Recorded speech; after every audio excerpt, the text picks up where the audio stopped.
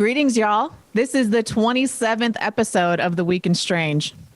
How is it going over there for you, Thomas? Wow, 27. That's mad. I'm very well, thank you, Timony, and I hope you and Jason are good. Yeah, it's cold and wintry, but it's not vicious or anything. Did you get any respite from the snow over there? We did, actually. We had about a whole winter's accumulation of snow in one night, and then 2 days later, we had a real wild Chinook wind come in, and it blew it all out, so it only lasted about 2 days. That's good. That's good. Yeah, we popped up from, I think we got to -7, and then we were up to 50 degrees like 3 days later. Wow. So, yeah. Very strange. Very fitting for the new year of 2022. Yeah, it's going to be interesting. We have a shout out we want to give. I'm going to let Jason do that. So a few weeks ago, when I was talking about doing some audiomancy on the program, we had a Patreon by the name of Hank donate some money to us so we could buy reel-to-reel accessories for our Akai tape, reel-to-reel tape player over there. So he sent that over to us. Thank you so much, Hank. I ordered the reel-to-reel and the spools for it, and that should be showing up, I think, on Thursday or Friday this week if it doesn't get stuck in a container ship somewhere. But Hank, we really appreciate that. I also got your note this morning about an idea about what to do with it. We're going to talk to Thomas about that a little bit off air and see what we can come put together for that. But yeah, be on the lookout for us making some videos with EVPs, and maybe we'll put it behind us here somehow in the studio for when we do the Week in Strange. But again, that was really, really generous of you. We appreciate it. And we'll get some video footage out there to you guys real soon with the reel-to-reel. Thanks very much, Hank. Yep. Hank's the man. Thank you so much to all the Patreons, everybody that subscribes, everybody that watches, everybody that joins every week. Y'all make this what it is, and we appreciate that. So without further ado, we're just gonna do this. Okay, everybody buckle up. Do parallel universes exist? We might live in a multiverse. Sci-fi loves parallel universes, but could we really be in one? Parallel universes are no longer just a feature of a good sci-fi story. There are now some scientific theories that support the idea of parallel universes beyond our own. However, the multiverse theory remains one of the most controversial theories in science. Our universe is unimaginably big. Hundreds of billions, if not trillions of galaxies spin through space, each containing billions or trillions of stars. Some researchers studying models of the universe speculate that the universe's diameter could be 7 billion light years across. Others think that it could be infinite.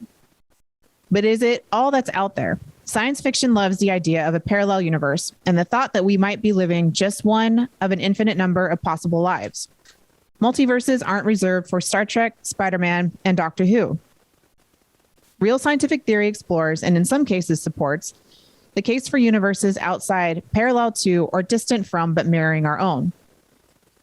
Multiverses and parallel worlds are often argued in the context of other major scientific concepts like the Big Bang, string theory, and quantum mechanics. Around 13.7 billion years ago, everything we knew of was an infinitesimally singularity. Then, according to the Big Bang theory, it burst into action, inflating faster than the speed of light in all directions for a tiny fraction of a second. Before 10 to the 32nd power seconds had passed, the universe had exploded outwards to 10 to the 26th power times its original size in a process called cosmic inflation. And that's all before the actual expansion of matter that we usually think of as the Big Bang itself, which was a consequence of all of this inflation. As the inflation slowed, a flood of matter and radiation appeared, creating the classic Big Bang fireball, and began to form the atoms, molecules, stars, and galaxies that populate the vastness of space that surrounds us. That mysterious process of inflation and the Big Bang have convinced some researchers that multiple universes are possible, or even very likely. According to theoretical physicist Alexander Vilenkin of Tufts University in Massachusetts, inflation didn't end everywhere at the same time. While it ended for everything that we can detect from Earth 13.8 billion years ago, cosmic inflation, in fact, continues in other places. This is called the theory of eternal inflation. And as inflation ends in a particular place, a new bubble universe forms. Okay. Those bubble universes can't contact each other because they continue to expand indefinitely. If we were to set off for the edge of our bubble, where it might butt up against the next bubble universe over, we'd never reach it because the universe is zipping away from us faster than the speed of light and faster than we could ever travel. But even if we could reach the next bubble, according to eternal inflation, combined with string theory, our familiar universe with its physical constants and habitable conditions could be totally different from the hypothetical bubble universe next to our own. This picture of the universe, or multiverse, as it is called, explains the long-standing mystery of why the constants of nature appear to be fine-tuned for the emergence of life. The reason is that intelligent observers exist only in those rare bubbles in which, by pure chance, the constants happen to be just right for life to evolve. The rest of the multiverse remains barren, but no one is there to complain about that. Valenkin's explanation implies that in some of the infinite bubble universes outside our own, there could be other intelligent observers. But in every instant that passes, we get farther away from them and we will never intersect. Some researchers base their ideas of parallel universes on quantum mechanics, the mathematical description of subatomic particles. In quantum mechanics, multiple states of existence for tiny particles are all possible at the same time. A wave function encapsulates all of those possibilities. However, when we actually look, we only ever observe one of the possibilities. According to the Copenhagen interpretation of quantum mechanics as described by the Stanford Encyclopedia of Philosophy, we observe an outcome when the wave function collapses into a single reality. But the many worlds theory proposes instead that every time one state or outcome is observed, there is another world in which a different quantum outcome becomes reality. This is a branching arrangement in which instant by instant our perceived universe branches into near infinite alternatives. Those alternate universes are completely separate and unable to intersect. So while there may be unaccountable versions of you living a life that's slightly or wildly different from your life in this world, you would never know it. The many worlds theory is the most courageous take on the quandary of quantum mechanics. Physicist Sean Carroll wrote in his book, Something Deeply Hidden: Quantum Worlds and the Emergence of Spacetime. He also argued that it is the most straightforward theory, although not without wrinkles. One of those wrinkles is that the many worlds idea is not really falsifiable. That is an important component of scientific thought and is the way the scientific community develops ideas that can be explored with observation and experimentation. If there's no opportunity to find evidence against a theory, that's bad for science as a whole. Science journalist John Horgan argued in a blog post for Scientific American. Some physicists believe in a flatter version of multiple universes. That is, if the universe that we live in goes on forever, there are only so many ways that the building blocks of matter can arrange themselves as they assemble across infinite space. Eventually, any finite number of particle types must repeat a particular arrangement. Hypothetically, in a big enough space, those particles must repeat arrangements as large as the entire solar system and the galaxies. So your entire life might be repeated elsewhere in the universe, down to what you ate for breakfast yesterday. At least that's the theory. But if the universe began at a finite point, as nearly every physicist agrees that it did, an alternate version of you likely doesn't exist, according to astrophysicist Ethan Siegel's 215 Medium article. According to him, the number of possible outcomes from particles in any universe interacting with one another tends towards infinity faster than the number of possible universes increases due to inflation. So what does this mean for you? It means it's up to you to make this universe count. Here we go. Yeah, I like this theory. I'll tell you why. It reminds me of how cells divide. You know, when a cell, after the moment of conception, soon after the moment of conception, the cell divides into an exact carbon copy of the other. And then that continues on through life, where the cells are always a copy of the ones that previously exist, and until entropy begins, and then you can't produce the cells to replace the ones that are dying, enough of them. You think of the bubble universe, the same kind of idea. You're born, and then another version of you divides at the moment of conception into another reality, and so on and so on. Like the cell, they're all independent of one another, but they're all exact carbon copies. Now, how you might become aware of this is, say you reach your 30s and you're struck down with something like leukemia. Well, because of your desire to survive, that either drives you towards alternative healthcare, completely changing your lifestyle, or meeting the right kind of doctors, or the will to live, as opposed to this nihilistic, I'm doomed. Maybe that you don't act, that one part of you dies and it's replaced by the other part of the other universe. That's the new one that comes in, but you don't notice the difference because you're an exact carbon copy of the original, and your consciousness moves into that other universe where you've survived leukemia and so on. And I think that's, deja vu. You probably get a glint of the other universe when it's slightly out of sync. So yeah, I think I'm really down with this idea. I do like that a lot. It would explain a lot of things from premonition to synchronicity. It also reminds me of, what I'm trying. It's hard to explain, but when you play a one-person shooter video game and you're going through like Quake or something, when you die, you respawn, right? But you respawn in the position that you were in. You don't go back to the beginning of the game. So maybe in a reality where you have a desire to live and continue on, you respawn where the first life died, but you're not aware of it. You just come back and continue from that point on. So yeah, I do like that idea a lot. I think it makes a lot of sense if you compare it to things like cells. Yeah, I like what you're saying there, Thomas, especially taking into consideration if there were like cataclysmic events within one version of that universe, and there needs to be like a backup, so to speak, saved of everything. And that might be what accounts for some of the Mandela effect residuals that people talk about, where in this reality that we're living in now, Darth Vader said to Luke Skywalker, "No, I am your father." But most of us remember him saying, "Luke, I am your father." And the big Forrest Gump one of life is like a box of chocolates. Now he says life was like a box of chocolates. So maybe we did bump over tracks, so to speak, like a train shifting from one set of tracks goes and crosses over to another set that's similar enough, but has diverged because perhaps something to the old paradigm might have wiped out all of life in this universe, or something to that extent. We might have dodged the bullet, so to speak, and like you said, respawn from a certain point.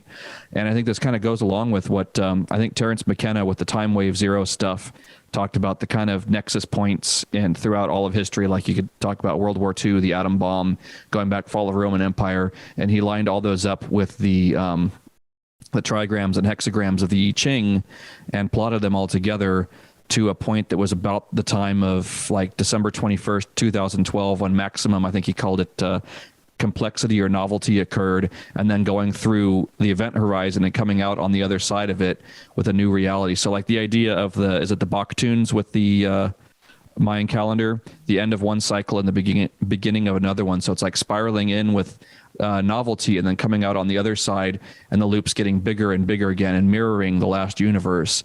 And I like the bubble idea much more than, they talked about it later with the multiple worlds where every decision you make branches off. And I don't buy into that thing. Like, there's another reality of me that had oatmeal for breakfast this morning. I don't buy into that one. But it also sounds kind of Abrahamic, like what I chose today I'll be punished for or made rewarded for. It's very moralistic. More than anything else. Yeah, moralistic and fatalistic too, like the whole thing about, But I like the idea that like there are save points in the game, so to speak, like you're talking about going through a first-person shooter, and you might die midway through that save point, but if you make it to the next save point, that's where you respawn from there. And there might be nodes again, like what McKenna was talking about in the Time Wave Zero talk from, I think that was like 98, I want to say, somewhere around. But yeah, 9/11 could be one of those instances. Where we are now could be one of those instances. And, but yeah, that bubble theory, like you're talking about, Thomas, with the cellular reproduction, I like that because, again, the correspondence, the something as above, so below, with our universe doing the same thing that it does on a cellular level.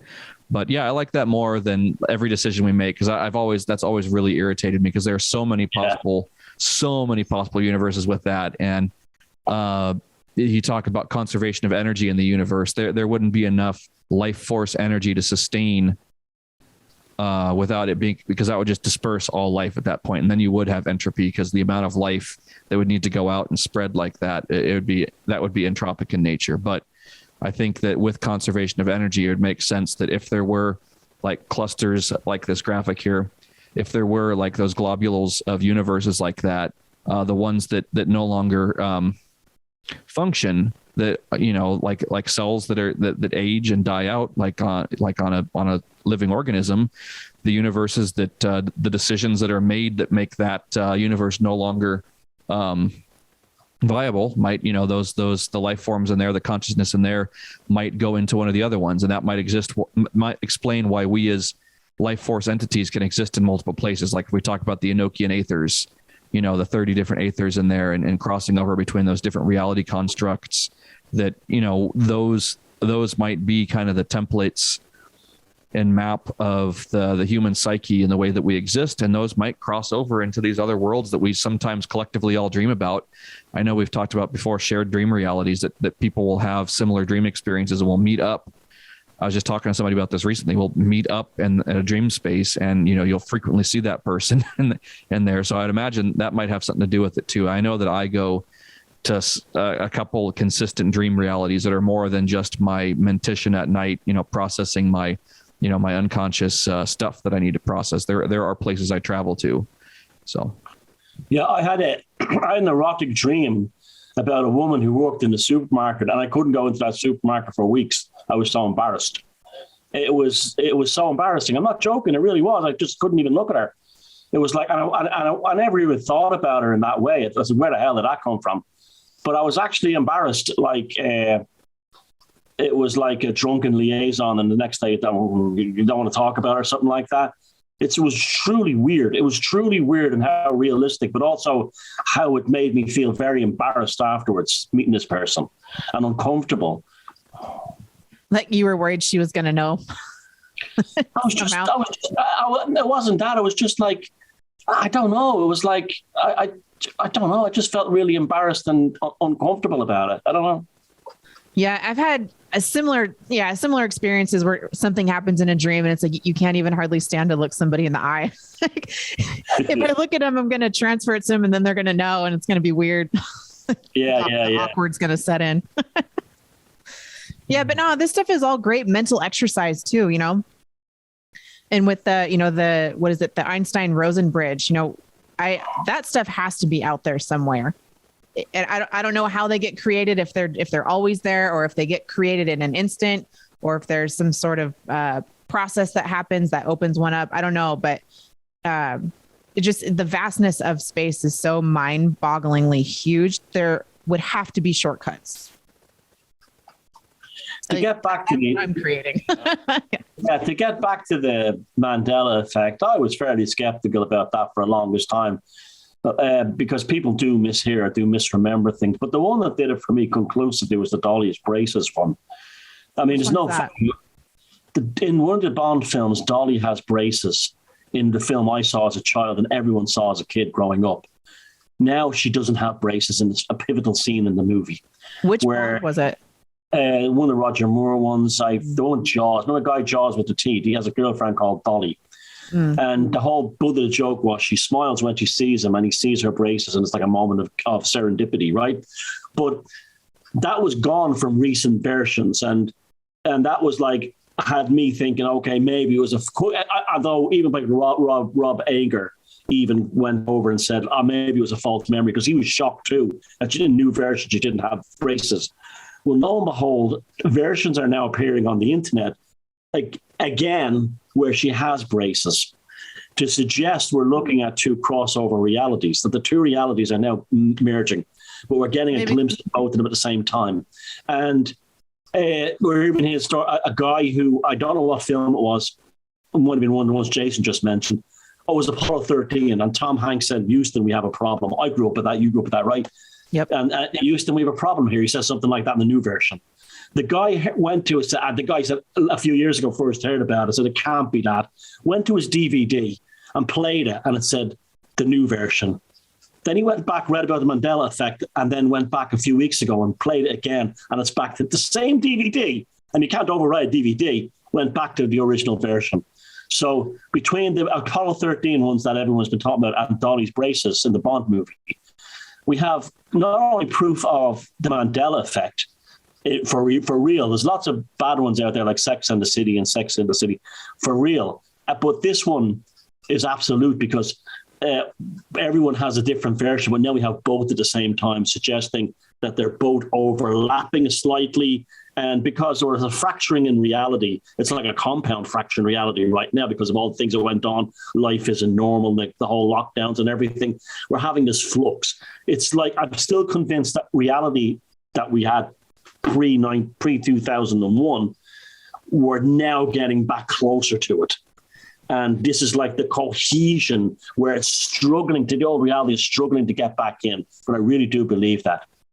So like it said in the article, the bubbles just keep expanding and they never touch each other. I don't agree with that part. I think what we're describing right here is concentric circles. The universe's geometry, however much of that you can handle mentally, if you want to get into the sacred geometry of things, that's the building blocks. That's how everything is. So it doesn't make sense to me that those rings would never intersect. The space makes no sense. Like there's no space between the honeycombs in a beehive and there's no space between cells in a body. Right. Why would there be space? It doesn't make any sense. They're looking in terms of stars, but we know now that interstellar space is far from empty. There's it's filled with all kinds of rays that connect different stars, just like we found out that trees, where the roots aren't touching, can actually contact through the ground. Nothing is in isolation when it's multiple. Yeah. The sacred geometry aspect of that is really fascinating and really beautiful to me.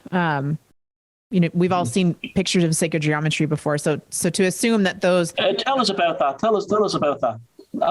Expand upon that, because I found that very interesting. The sacred geometry? Yeah, of aspects of this, yeah. I'm sure you know about the golden mean and the golden... The Vesica Pisces and all that stuff, Pisces and all that stuff, yeah. And the Metatron's cube, you can take the simplest shape, if you want to make it a circle. These are actually really fun to do. You can make these with a protractor at home, and you can make them as simple or as complex as you'd like. But if you take those very simple shapes and then start overlaying them, and they all kind of have a central point, and then you just pivot off those central points going out further and further, and then you can start using straight lines. And so that's kind of where like the male and the female aspect come in and tie together. So the circles would be, the feminine energy, and the straight lines would be the male energy. And they make these, if you want to think of Metatron's cube, you can take it out as far as you can handle mentally, consciously, whatever. But that's what all life comes out of. And that's the same thing with what you were talking about with the cell regeneration. It's the same process of, 1 becomes 3 becomes, I can't remember the whole Fibonacci sequence. But that's the same exact number that cells replicate into. It follows that. Yeah, 1, 3, 5, 7, 9. Yeah. Yep. Yeah, no, thanks for that. When you said that, I didn't really understand it, but now you've explained that perfectly. Yeah, it's very interesting. Yeah, I got into that stuff a really long time ago. I actually, that would be a great topic for me to revisit, because it's been a while. I'm not brushed up on it anymore. But yeah, that's very, very, very distilled, super basic information. So take that, run with it. Everybody in the comments section, go have fun. That's a fun weekend assignment. Cool. That's cool. Yeah, that's cool. Thanks for telling us that, because I think now you've got me thinking about this now in that terms as well now. So. Right. It's all living. It's as above, so below. We replicate and expand, what was it? Inflate, whatever, the same way the universe does. So. Yeah. Cool. Yeah, it's all fractal in nature, with, but yeah, stuff like this, you don't get people talking about this the way Timony does. You find a lot of people talking about sacred geometry from a very kind of surface new age perspective. That's why I normally switched it off. Right. What Timony said there is the first time I've ever heard it in a way I can actually relate to something. Right. Yep. Exactly. And, she's the real deal about this stuff. And, we're real fortunate to have a host like Timony on the show to bring this kind of perspective into things, compared to, like I was saying, you've got the spirit science guys and stuff like that, who are very much like on the surface, but to go into this a layer deeper, kind of into more of an initiate's kind of or an adept's look at things rather than that surface look. So that was really cool too. Yeah, it's actually a better mechanism for explaining things like multiverses and universes than things like, sacred geometry. I watched 10 years ago 1 or 2 new agey videos about it, and I said, this is a pile of crap. But when not the geometry, but anything like that. The way they're applying it, things like when you get the love frequency and all this bollocks, But the way Timony described it then, I'm thinking to myself, well, that's actually probably the framework or the operating system to actually understand these multiverse things much better than it is to what the usual shite they apply it to, you know? Yeah. Trying to pull Pleiadians through it and stuff. Yeah, all that crap, yeah. Yeah, I'll dig up some of the old articles that really meant a lot to me when I first got into this stuff about 15 years ago and found it. And I love the way that it was explained to me because it came from a real fundamental scientific way, but it didn't discount the spirituality behind it. It explained it in a way that what is that corpus callosum? What connects the two sides of your brain? So explained it in a way that made sense for my left brain or a left brain, you know, with the shapes and the math and everything. And I'm not a math person, but anybody can get a protractor and make those shapes. You don't have to understand the mathematical equations, just draw them. They're in there. And then, you know, but so that explained it away to that side of my brain. And then, you know, on the creative side, the right side was what it meant for life. I made up a new age joke if you want to hear it, but Yes. any children, anyone under 12, get them out of the room, okay? 3, you got 5 seconds. 1, 2, 3, 4, 5. Did you hear about the new age who installed a gold coil IUD in his wife? He wanted to come into wealth. Ba-dum-bum. Okay, the kids come back now. Yeah, bring them on back. All right. Did you have anything else? No? All right. Cool. So yeah, I'll later on I'll find some stuff and I'll share it in the group. And if we can link it to this, we'll do that. But I'll definitely find some stuff and share it in the group because it really is a fascinating subject. And really quickly too, it's a great thing to get kids to do.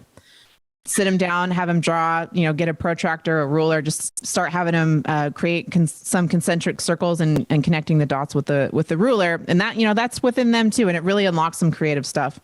It's good. It's a great exercise and have them color it or whatever. Okay. Mossbacks Northwest. Before the Kraken, what lurked in the Salish Sea? Area waters have a history of monster sightings, many of them way stranger than Bigfoot. Seattle has a new hockey team named after the Kraken, a legendary Old Norse sea monster. Do we in the Northwest have a history of sea monsters? You betcha. We all know about Bigfoot lurking out in our forests and the pages of the tabloids, but strange creatures have also been sighted in our Salish Sea waters. Move over, Sasquatch. Meet Cadborosaurus. The idea of sea serpents in the Salish Sea and nearby waters is old. Indigenous artwork has featured a serpent-like creature in petroglyphs, dances, songs, masks, and carvings. It was a known critter long before Europeans came along with their own stories of seeing weird things at sea. In 1880, a news item in the Vancouver, Washington Independent reported that a marvelous sea serpent had been seen off Cape Flattery. He disported in the water for more than 15 minutes to invite inspection of its prodigious size and rare ugliness, throwing his long tapering body 90 feet out of the water and disclosing wings that put our mainsail in the shade. Reported one B. Stowe when he got to the port. The serpent's snorting was said to be epic. That same year, a wonderful sea monster was said to have been caught near Victoria by local native peoples. It was brought to town and described as a genuine sea serpent 6 feet in length, with the orthodox mane, a head shaped like a panther. It was said to have been preserved in spirits and sent to Ottawa for identification, as no locals knew what it was. That wasn't the last time some odd carcass found on a Northwest beach sparked the question, what the heck is that? Strange sightings weren't confined just to saltwater. Indigenous peoples told stories of creatures in lakes, famously a serpent-like critter in British Columbia's Lake Okanagan named Ogopogo. Since the late 19th century, hundreds of sightings of large serpent-like creatures have been reported off the coast of Washington and British Columbia. Most in the Salish Sea, from the Strait of Juan de Fuca to Willapa Bay, from the San Juan Islands to Howe Sound. There were sightings in Puget Sound, too, in Elliott Bay, at Deception Pass, and near Everett, and some as far north as Alaska. Such accounts were sometimes ascribed to those who were too fond of their rum ration. The creatures weren't always flapping massive wings, but were often described as having a long body or neck, and sometimes serpentine movement. People had different impressions of its head, though, saying it looked like a dog, a seal, a snake, a horse, a giraffe, a sheep, a camel, a cat, a cow. I suppose it's kind of a Rorschach test for the observers. As with UFOs, sea serpent sightings seemed to come in bunches. With more boat traffic, more reports came in. The biggest bunch began in the 1930s in the waters off Vancouver Island. In October of 1933, the Victoria Daily Times reported on an admittedly slow news day that witnesses deemed credible had made sightings of a strange sea creature. That story turned on the spigot of serpent sightings. The sightings were by two different couples roughly a year apart, both in the vicinity of Cadborough Bay near Victoria. One witness, a Major Langley, a local barrister, was on his yacht with his wife when they heard a snore and a hiss and saw a large creature with a dome-like back with serrations. Langley had been whaling and said it was unlike any whale he had ever seen. It was near the same location where the previous summer another couple, named Kemp, had sighted something bizarre. Mr. Kemp worked at the provincial archives and reported the sighting of a reptilian creature swimming towards shore, where it raised its head out of water and rested it on a rock. It had a serrated tail and, Kemp said, moved a bit like a crocodile. It had a mane that resembled a bed of kelp. He calculated that it was more than 60 feet long. Like Loch Ness's Nessie in Scotland, it needed a name. Suggestions ranged from Amy to the multi-syllabic Hayashukalug, which means large water snake in Chinook jargon, but they settled on Cadborosaurus, or just Caddy for short. The sea serpent of old had hit the modern media. Articles appeared and scores of new sightings were recorded. Some believed there was an entire caddy family out there frolicking from Puget Sound to Campbell River. Speculation was that it could be a survivor of the prehistoric era, perhaps a Jurassic plesiosaur. Still, despite hundreds of sightings, high-resolution photos and film have been elusive. Strange remains on the beach have turned out to be the decayed remnants of other sea species, like basking sharks or oarfish. Like Bigfoot, no one has ever been able to nail down just who or what caddy is. Maybe a better name for caddy is cagey. The Salish Sea could be crowded with cryptids, the name for unknown species. Researchers say caddy sightings are not necessarily describing a single creature, but possibly two or three different critters. Nor do sightings guarantee anything truly new or unknown is really out there snorting, hissing, and splashing about, except maybe the human imagination. Give us our sea creatures. Yeah. They're trying to keep them from us like the aliens. Right? Go and just do the I guess it falls into those two categories again. There's the sort of like disturbance in the field ones like Nessie, and then in something like the ocean, which is so vast, and all the world's oceans connect. Now, there has to be massive creatures down there. There's got to be. I mean, we have the Mariana Trench over here off the Pacific coast. I mean, there's got to be. There has to be. On Google Earth, that's deep space underwater. Big time. And in Google Earth, they had a photograph on, if you look, it's still there too, somewhere in Antarctica, and it's not far from where Cthulhu is supposed to be sleeping. And this massive, what it looks like some kind of gigantic, sort of like, I don't know what it looks like. It's an animal but it's enormous, and it's surface that they got on the satellite.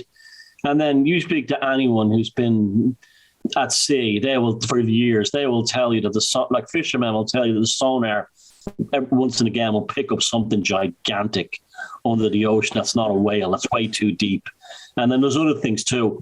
I read an article years ago about sea monsters. And up until about the 1920s, the sea serpent was actually listed in encyclopedias as an actual animal that existed. So you could actually see under sea serpents in mainstream encyclopedias. And another one was, this article said that they seem to be associated with currents that flow underwater, because there's actually currents that go underwater. Right. And there's a very famous case in World War II of a German submarine that was using one of these currents to go from Scotland to Ireland to attack Allied shipping. And it was attacked by a sea monster. And it's a very famous case of a U-boat that was attacked. And people on the U-boat, they can even see them interviewed on YouTube. But I mean, this thing was like a gigantic squid that grabbed the entire U-boat. And then there's another one of ships that blew up after this thing out of water. It was alive, but it's like a tentacle or its tail around it. And there's no way anyone can say there's no big crazy animals down there, because it's just like the Marianas Trench just said. That's interstellar space compared to what we get down there. I mean, it's impressive enough that they can get down there and stuff, but all they see is one little bit of it, and then they have to fly back up again. It's like if you traveled, it's equivalent to, visiting the United States, being dropped in Times Square, and then getting out again because he can't exist any more than an hour, and saying there's no cowboys in America. Yeah. It's like that, Mm-hmm. Yeah. Google Earth is, if you go and you can Google it. There's a lot of different points on Google Earth where the coordinates have been, maybe the coordinates haven't been skewed, but the photos have either been deleted or highly manipulated. So they're getting pictures of something. I don't know what it is. Or when they take the pictures. Sorry, US Navy. And who takes those photographs? The U.S. Navy. Right. So I don't know if the photo's being skewed on the side of whatever's having its picture taken, doesn't appreciate that its picture is being taken, doesn't want to be observed, or like you said, it's on the other end. But yeah, you can look that up. There's a lot of different examples of weird shit with Google Earth, where there's these blank spots where whatever's there, we don't get to see it. Yeah, like if you try to look at Antarctica, you can just tell how edited that is. They just kind of paint like a weird looking icy white layer over it, and it's just incredibly edited. And yeah, parts of the ocean where it just turns into that blue. They don't even show they don't even show anything down there. It's just blue. Especially if you go poking around in the South Pacific or anywhere in the Pacific. If you turn the globe, so you have the Pacific side facing forward, where there's just that big blank. Good majority of the planet you can look at some of those little barrier reefs. They don't call it the pole of inaccessibility from the right. So yeah, I love poking around at that stuff and looking at Mars and all those different places that they have mapped out. But yeah, it's incredibly censored. But I would imagine that they don't have everything censored, and sometimes anomalies will get through. Yeah. But yeah, this is interesting about the something in Puget Sound or in the Salish Sea, and that idea that when we did the Sasquatch film not too long ago, that some people try to claim that, with the Sasquatch, it being some sort of ape, and they have something captured, just like they captured some sea creature and put it in spirits. But I'd imagine there could be some sort of entity living in the sound here that manifests itself with the different faces, and some people will see it differently. Like they're saying that, some will see a lion, or I don't even remember what some of them were. 7 different faces that it shows itself as.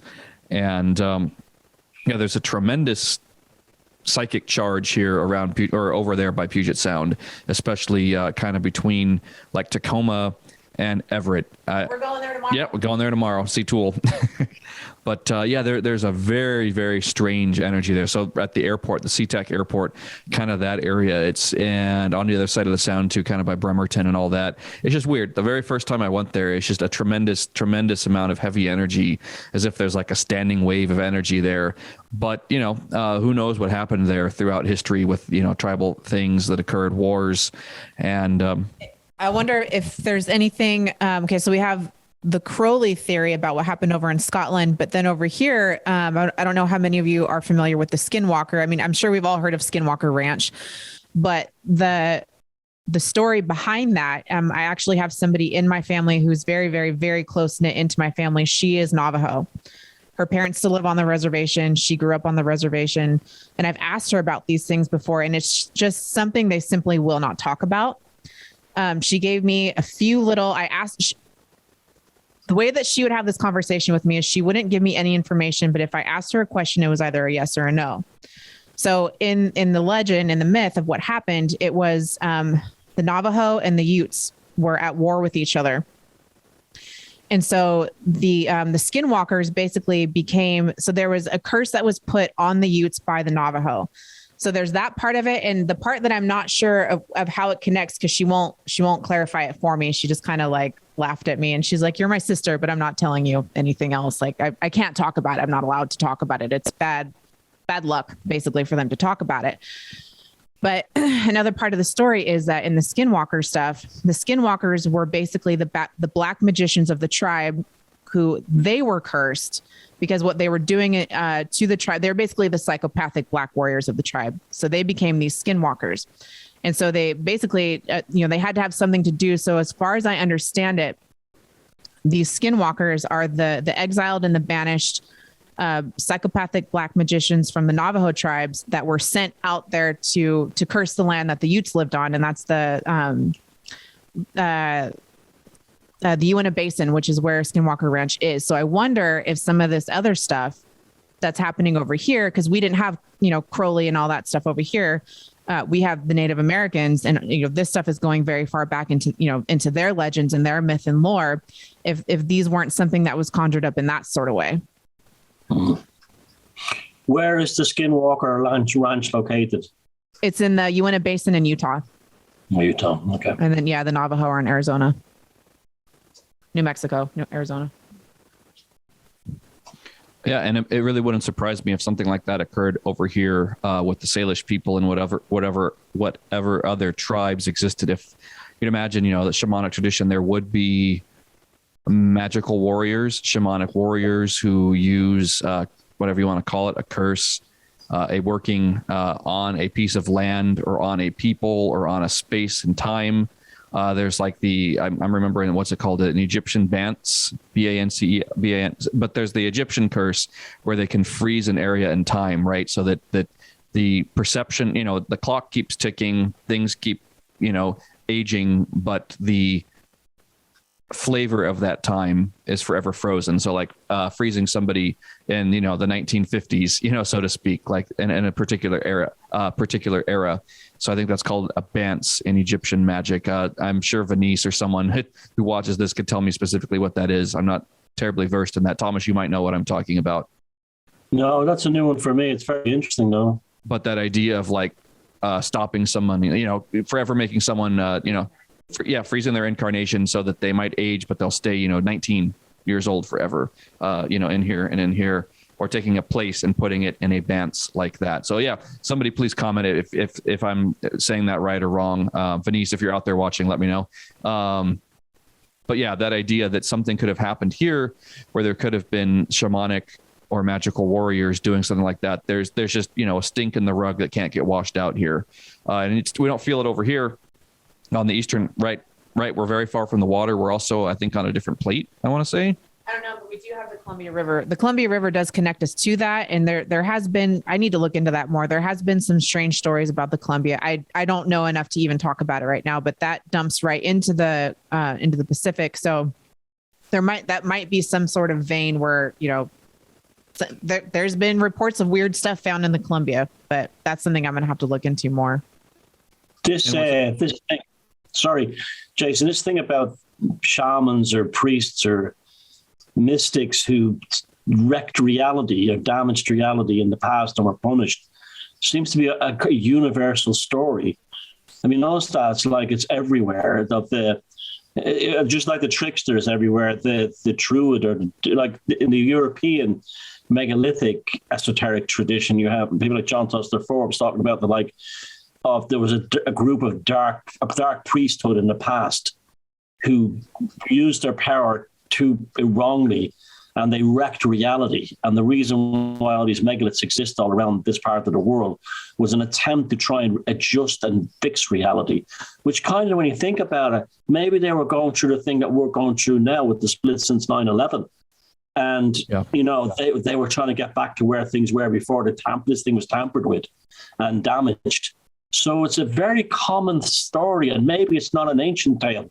Maybe it's about forever and for now, that there are certain individuals who do things they shouldn't, open portals they shouldn't, and destroy reality, and it takes time for it to get back. Yeah, and who I'm thinking about now, who opened up, tore a small hole in the fabric of reality in 1946. Yeah. Yeah, and we were just talking about that with the Babylon working, and the way that those two magicians, Ron Hubbard and Jack Parsons, tore open space-time in 1946, and things significantly changed for the world. So about the same time the bomb was being dropped and the war was ending. But with all that, I would imagine that Oh man, I lost my train of thought with that. It was really good. It'll come back. I hate when that happens. Space time, yeah. I ripped my own space time right then. You ripped your own space time, yeah. Congratulations, Yeah. I had something I was gonna psychonaut. Well, it must not have been that important. No, it was fuck. All right, well. Yeah, I was just going to reply to Mike's comment. He said skinwalkers are like the fairy folk in native folklore. No, the fairies are something that, if I understand, and Thomas, you'll know about this more than me. The fairies were here before humans, right? Well, there was another group here before humans, and that's a belief, the common thing that there's another beings. The Muslims believe that the jinn were here first. Okay, yeah. So with the skinwalkers, they were once people. They were once part of the tribe, and they were cursed, and then they had a job to do, and that was to carry out, the final war, I guess, on the Utes' land, so that their land where they lived was forever cursed. So I get what you're saying, but the skinwalkers and fairies don't conflate. Yeah, the skinwalkers are closer to what Crowley was doing with invisibility, I would imagine, except they were projecting themselves in animal form, I want to say. Yep. So animal form. Yeah, shape-shifting and being able to change others' perception of them. I'd imagine what that is. The same way when, Thomas, you shared that video of David Blaine, like, was David Blaine doing that, or did he have all of our perception changed to see him doing that? I would think that's how you have, go ahead, Thomas. One more thing I'd like to throw into the mix: Atlantis. Yes, that's the one. Atlantis. Okay, Atlantis. Because I've been working with Neil MacDonald a lot on this lately. That Atlantis was the priest class tampered with things, and there was a divine punishment. And Tolkien brought this into his own mythos as well. That's in the flooding of Numenor. Also, Tolkien and all his family were all subject to a recurring nightmare they all had of a wave rushing over the land and destroying things. Is the anomalies in the ocean the remnants of the Atlantean catastrophe that caused that mess? Yes. Thank you for bringing that thread back. When I ripped when I farted and blew out my own space time there. Yep. See, we can heal those rifts. We can bring the timelines back. Yeah, and that timeline, Atlantis. Thank you, Thomas. That's the one, because that was the legend of Atlantis, right? That the magic got out of control, and there were people using it the way we talked about, like with Haiti, with people cursing each other for stealing a chicken or something like that. For really simple things. And I would imagine that even a lot of that Caribbean magic is remnants of the Atlantean culture, and what we consider. Hubris, yes. And what we consider Egyptian and that culture and part of the Native American stuff here, all being remnants of the Atlantean technology being left over in pockets. That's why all of it is so similar archetypally. Like the language might even be similar if you cross over the translations of things. It's incredibly similar, I think. So I know you're dying to say something. No, okay, yeah. Just before I rip my own space time and forget what I was trying to say too. So there's a story that I know of that it's an explanation for what happened to Atlantis, how the magic got out of control. So it ties into sacred geometry. So within sacred geometry, we have a Merkaba that surrounds our body. It's part of our energy field, and it extends out 6 feet, to the side, up and above, behind, below, all that in all directions.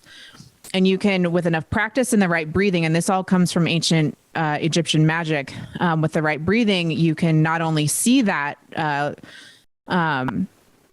sacred geometry shape that is around your body that is there naturally, but you can activate it. And if I remember correctly, with the right breathing and the right amount of practice, you can activate the spinning of it. It's like to 9 times the speed of light or something like that. And that's how you can, some of these beings were able to do interstellar travel, because they were traveling faster than, or almost the speed of light.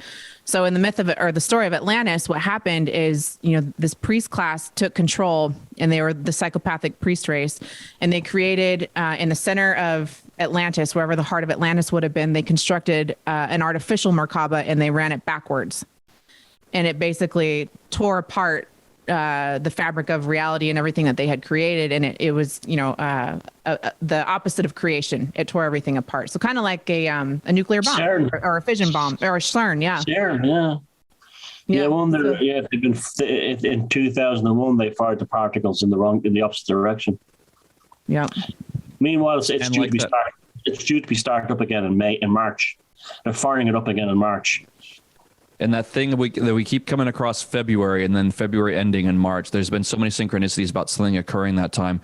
But you mentioned 9/11, Thomas, and all that, and the 9/11 Stargate, and then whatever occurs there at the base of where the towers used to be, it's like there's a portal there or something where they did, what's it, the infinity pool, whatever that's called there, the reflecting pool. I haven't seen it, but I've heard that there's some strange occurrences there that happened with where Ground Zero once was, as if whatever happened there was a node again, where space and time have a harmonic there that things can cross over either one way or another.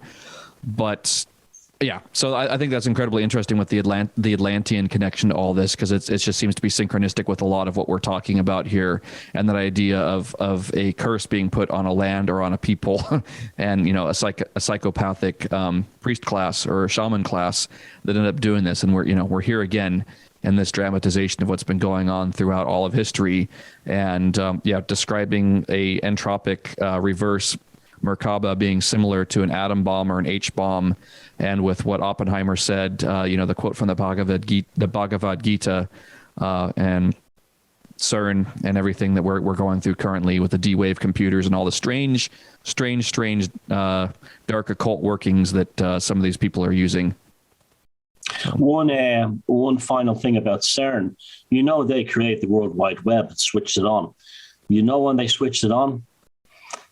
1992. You know what the date was? April 30th, Walpurgis Night, the Witch's Sabbath. Wow.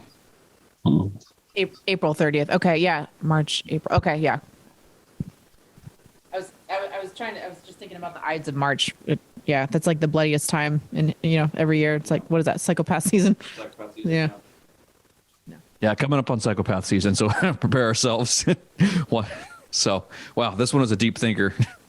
But yeah, thanks for bringing the Atlantean thing back, Thomas. That totally farted out of my mind earlier, and you brought it back, so I appreciate that. Okay. Well, we're just going to keep going, and it's just going to keep getting weirder. A weird paper tests the limits of science by claiming octopuses came from space. A summary of decades of research on a rather out there idea involving viruses from space raises questions on just how scientific we can be when it comes to speculating on the history of life on Earth. It's easy to throw around words like crackpot, rogue, and maverick in describing the scientific fringe, but then papers like this one from 2018 come along and leave us blinking owlishly, unsure of where to even begin. A total of 33 names were listed as authors on this review, which was published by Progress in Biophysics and Molecular Biology back in August of 2018. The journal is peer-reviewed and fairly well-cited, so it's not exactly small or a niche pay-for-publish source. Science writer Stephen Fleischfresher goes into depth on the background of two of the better-known scientists involved, Edward Steele and Chandra why do they do this to me? Chandra Wickramasinghe. I totally butchered that. It's well worth a read. For a too long didn't read version, Steele is an immunologist who has a fringe reputation for his views on evolution that relies on acquiring gene changes determined by the influence of the environment rather than random mutations, and what he calls meta-Lamarckism. Let's see, the other doctor, I'm not even going to try and say that name again, on the other hand, has had a somewhat less controversial career, recognized for empirically confirming Sir Fred Hoyle's hypothesis describing the production of complex carbon molecules on interstellar dust. Both doctors also happen to be responsible for another space biology thesis, only this one is based on more than just the origins of organic chemistry. The HW thesis of cosmic biology makes the rather simple claim that the direction of evolution has been significantly affected by biochemistry that didn't start on our planet. In the doctor's words, comets are carriers and distributors of life in the cosmos, and life on Earth arose and developed as a result of cometary inputs. Those inputs aren't limited to a generous sprinkling of space-baked amino acids either. Rather, they include viruses that insert themselves into organisms, pushing their evolution into whole new directions. The report, titled Cause of Cambrian Explosion, Terrestrial or Cosmic, pulls on existing research to conclude that a reign of extraterrestrial retroviruses played a key role in the diversification of life in our oceans roughly 500 million years ago. Thus, retroviruses and other viruses hypothesized to be liberated in cometary debris trails both can potentially add new DNA sequences to terrestrial genomes and drive further mutagenic changes within somatic and germline genomes.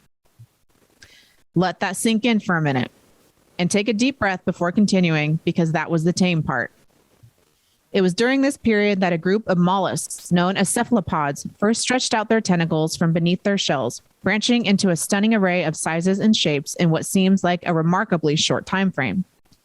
The genetics of these organisms, which today include octopus, squid, and cuttlefish, are as weird as the animals themselves, due in part to their ability to edit their DNA on the fly.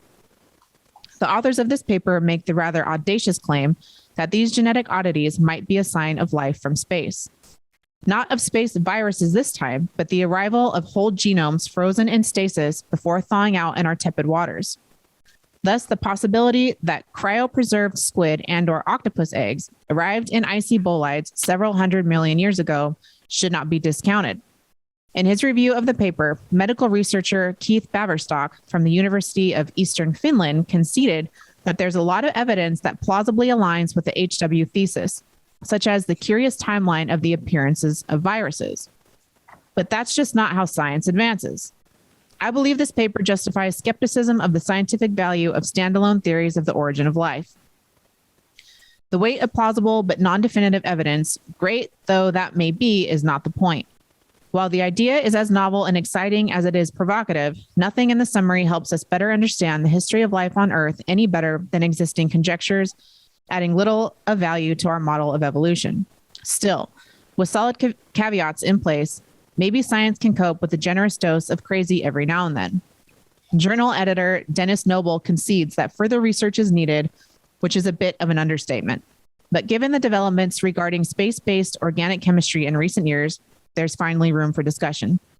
As space chemistry and biology grows in importance, it is appropriate for a journal devoted to the interface between physics and biology to encourage these debates. In the future, the ideas will surely become testable. Just in case those tests confirm speculations, we recommend being well prepared for the return of our cephalod overlords. Who knows when they'll want those eggs back? Vindication. That's right. That's right. Yeah, and I remember someone, when I first put this thing out a good few years ago, I said, I think octopus are aliens, and here's why. Someone accused me of hubris. Well, I think of that line in the Rome TV show where Mark Antony and Julius Caesar are planning some kind of thing, a battle or something.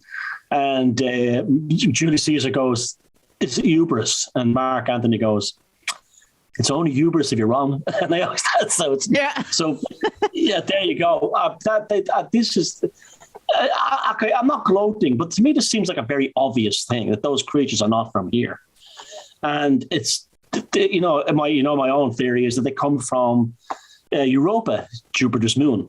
And they were, the underwater geysers blew them out into space as eggs, and they ended up on Earth. Very simple. Now, just for a laugh, then I was looking at the eight cards in the Thoth deck, and the Eight of Cups has a very it shows kind of like octopusy shaped cups reaching from the depths of the ocean, like we were just talking, into the darkness of space, and they're all connected. It looks like a uterus. Yeah, it doesn't have that vibe about it. Yeah, but like reaching from Earth into space, from deep in the ocean in space. So I've spoken about this so much, and these guys are getting on board now, and that's good. To me, it's a no-brainer that not all cephalopods, just the octopus, comes from, because the other ones don't have the same level of intelligence and awareness. Cuttlefish have a higher level, but it's about the same as a raven or an owl, or a pussycat. The octopus is like us, and there's a big debate in England at the moment about should they open the first octopus farm there, and there's a huge thing saying it'd be like having a baby farm.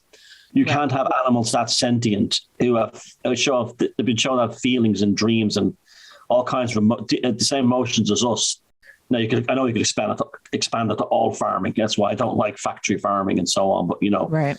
Unfortunately, it's already established. But here's a chance for the human race to possibly redeem itself. To do something right. Yeah, by not factory farming a highly sentient creature. Because I tell you something, they control more of the world than we do because there's more ocean than land. Yep. And if they send the signal out to space for the big daddies to come, that Star Trek film where the whales made a call out into space and a big spaceship came looking for helping the whales. Well, I think it'd be more likely to happen. The V'ger, yeah. Good, very, very great entertainment, isn't it? It was really great fun, that was. Another organism that has that same mythology to it, the panspermia mythology, is mushroom spores. Yep. Same type of thing. They're the only spore that can exist in the vacuum of outer space. They can land anywhere and germinate. It is the biggest interconnected organism in the whole world. It's the mycelium, the stuff that runs way, way underneath the ground. Even underneath the ocean beds, they're still all connected. So essentially, you could touch a mushroom here in the Pacific Northwest, and the mushroom over in your backyard would know it instantly. It's that, again, quantum entanglement type stuff, but it's a nervous system. It's the nervous system of the Earth. Yeah, back to Terence McKenna. I always remember that beautiful story he told about the mushrooms on the radio telescope in Puerto Rico, contacting their brethren in interstellar space. Yeah, there's a guy up here in the Pacific Northwest, up in the Puget Sound area. His name's Paul Stamets, and he's the world's most leading authority on mycology, and just his body of work is amazing. But one of the things that he did that I find to be just fascinating, and I don't know why it's not being used everywhere, is I want to say it was the agarikon mushroom. He was able to show that if he inoculated I think it was some radioactive dirt, something that had been exposed and was considered fallow, completely wrecked. He inoculated this soil or whatever. I don't know how he got it, but he inoculated it with the agarikon mushroom. And the agarikon mushroom chelated all of the radiation out of the soil, and not only chelated it out, but the mushrooms were edible. So something's going on there that seems just amazing and fantastic. And why don't we put that to test out here at the fucking Hanford site where, we've got shit out there that with a half-life of over 1 million years and the ground's all fucked up and you're never going to be able to use it again, or Chernobyl or wherever this stuff has happened, just drop spores. They're not harmful. They won't hurt anybody, Funny how the stories are all becoming interlinked again. Terence McKenna and the Kraken, of course, in Norse mythology, is a gigantic octopus. Yep. Yeah. We don't do this shit on purpose, I swear. Yeah. Thinking about the whole panspermia thing from space, and you're talking about the Eight of Cups and the Thoth deck looking like uterus, that, there is something kind of sperm-esque about the look of an octopus, even though they've got tentacles rather than a singular tail, but just the way that, if you think about them going out and seeding life as the way that if they have the ability to alter their own genetics, the way that sperm is one of the ones that carries kind of the light of intelligence into the egg, so to speak. And there's that flash of light that occurs there when the egg is fertilized, right? There's actually the biophotonic that occurs there when an egg is fertilized. So it just makes me think about that idea. So like you're saying, if you're saying like with these coming out of Europa being blasted out, and there being things like that, like the same way that a spore would, or mushroom would send these spores out through the universe, that potentially there could be something kind of mycelium-like if these are the seeds of life that take the actual life force entities onto new planets. You would imagine that one would imagine that life on a planet would have to create a solid enough vessel to contain a life force unit in it, right? So depending on where that life evolves, that's going to take on a different form. So potentially if the cephalopods, if the octopi are some sort of life-spreading entity it's in its proto form, that throughout the universe, throughout solar systems, throughout the the galaxy, if that life that's being brought in by the octopus ends up taking on the form eventually of whatever the the best biomechanical evolved species is. And that's why I think maybe over time, the human species has evolved from being something that's more of an animal up to something capable and complex enough to house an entity within it. Because I imagine like Neanderthal was probably at the point where, okay, there's a complex enough nervous system. Vagus nervous system, I think, is what came about at that point, right? I want to say the vagus nervous system is what causes us to be able to have complex emotions and rather than just visceral emotions and reactions to things. So at some point, the evolution of the hominid was good enough to house an entity in it. And perhaps that's what the jinn and all of them are talking about, is they were here before, these meat costumes that we wear, these meat robots that we're all in, were ever a thing. And, I like the theory that maybe at one point this planet was picked up at like a used planet sale and there was, remnants of a previous life on here. But then, the rest of us who are living here now showed up and started occupying the meat suits, and that there is an older species or race, whatever term you want to use, of soul entities on this planet that are, the jinn and could be, what some of the 72 demons and the Goetia are. Some people say that the entities in the Goetia are just aspects of human psychology. And I'd say that maybe there is an archetypal resonance within us that can correspond to the 72 demons, but it wouldn't surprise me if those are actual life force entities that are something entirely different that, that could have been here on this planet before, if we want to say that before the octopuses got here and seeded it with the current life that, occupies the majority of, human bodies on this planet. Even though now at this point, there's probably we know that there are more human bodies than there are life force entities occupying them. So this could be at another point again where, the DNA is getting altered by the dark overlords trying to, manipulate things with the needlecraft. And we're, at that point again where, there's going to be a collective evolution of humankind to ensure that the life force entities have a viable vessel to occupy. Yeah, I'm fascinated by this, the common revulsion to the octopus farming. Even people who are not interested in what we're talking about here are saying, "Oh, you can't do this; it's wrong." It's almost instinctual. It's almost like the people are instinctual. It's one thing to kind of hunt an octopus in the sea because it has a chance, but it's another thing to put it in a farm. And it's interesting, the public backlash. Now, it's almost like they're afraid, even though they don't know why, the normies, that there's repercussions of doing this. Do you remember Battlestar Galactica? Do you remember the Cylon Raiders, what they were like?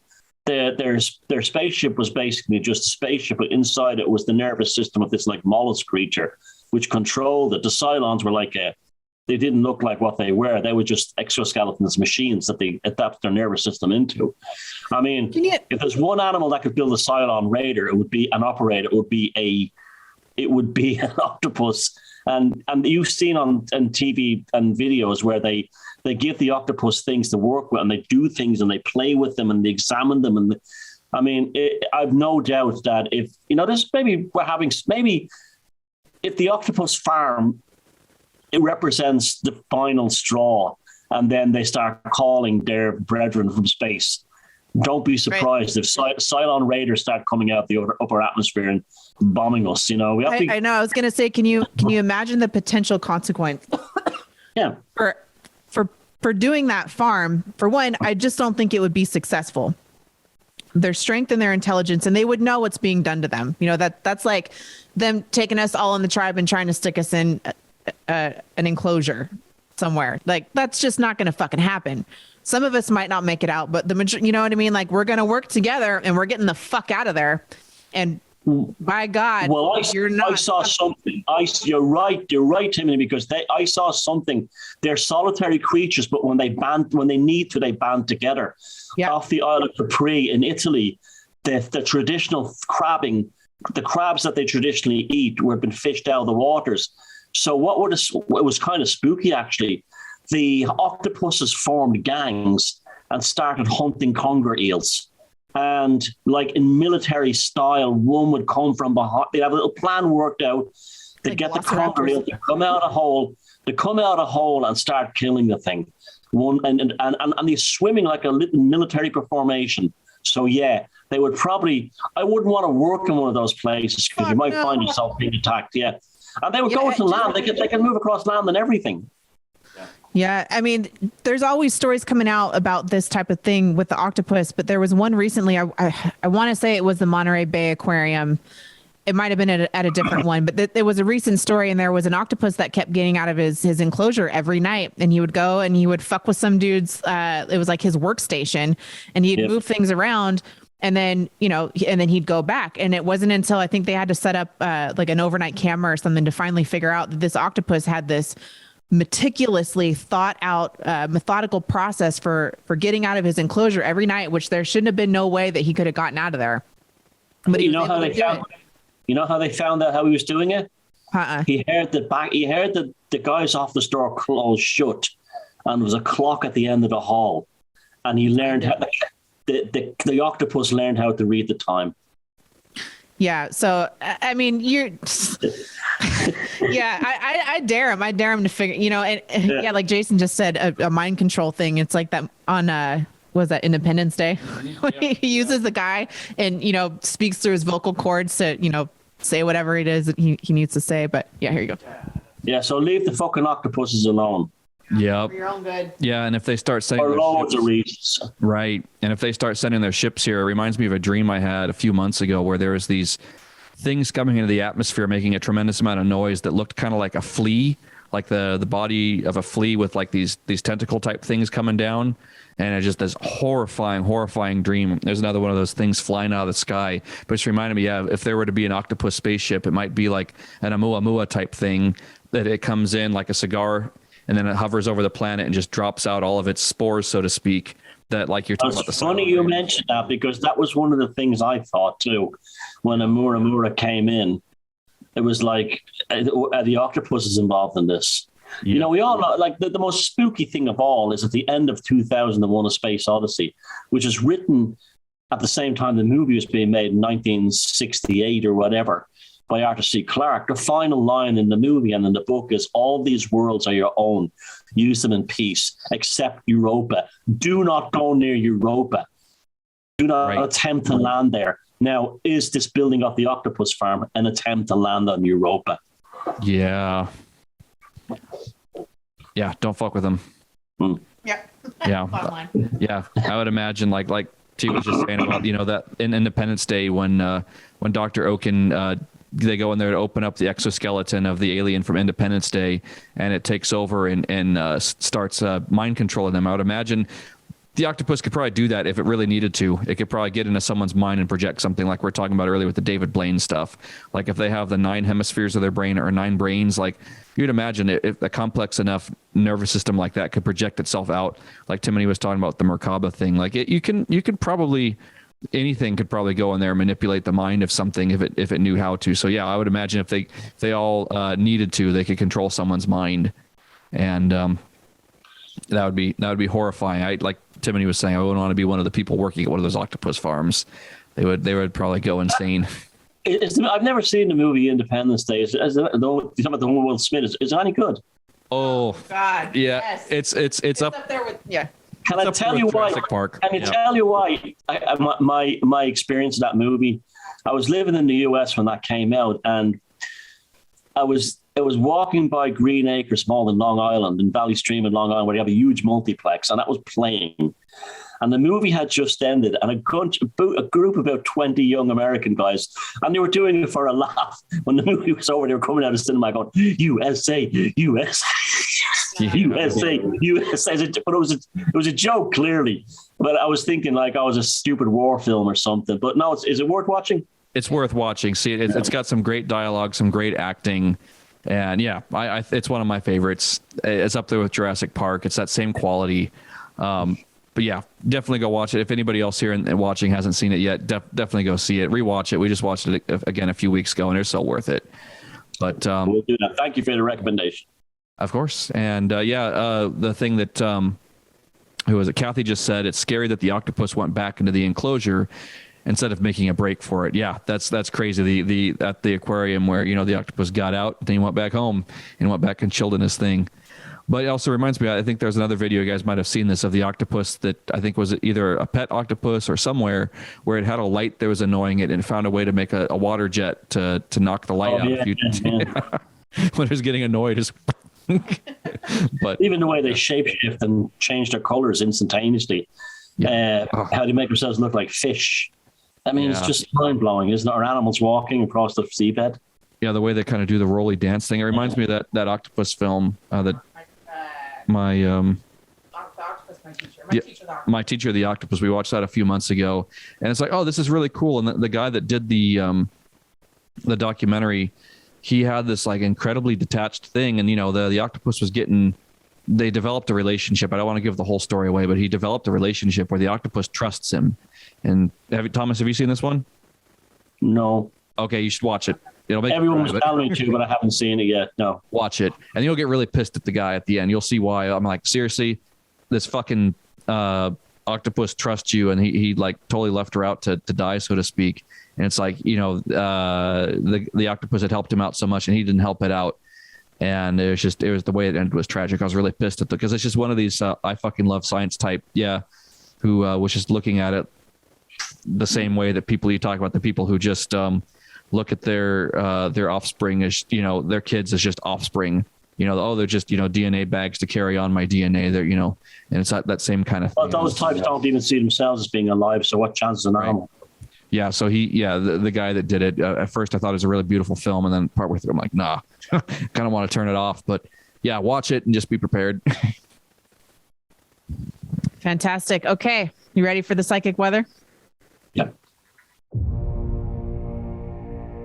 Is it bad? Is it great? Are you happy? Are you irate? The weekend psychic weather.